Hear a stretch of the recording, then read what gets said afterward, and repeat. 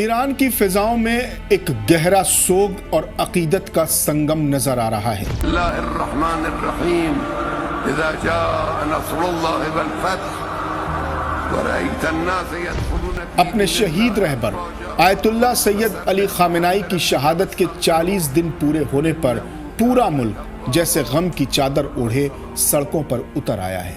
Tehran کی سڑکوں سے لے کر دور دراز کے دیہی علاقوں تک ہر طرف لبیک خامنائی کی صدائیں ہیں اور سپریم لیڈر کے سائے شفقت کے کھو جانے کا درد ہے۔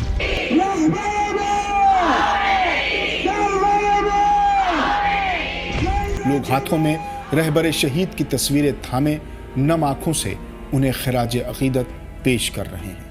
اس غمگین موقع پر پریزیڈنٹ مسعود پیزشکیان بھی تہران کے جمہوری اسٹریٹ پر ایک ریلی میں شامل ہوئے۔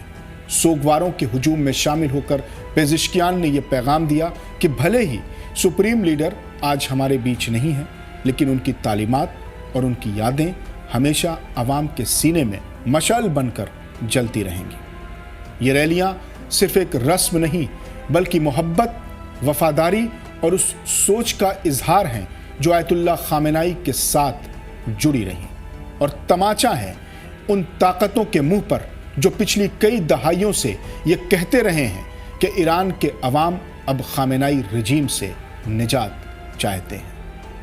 السلام علیکم ورحمۃ اللہ وبرکاتہ۔ خدا حافظ آیون خانم۔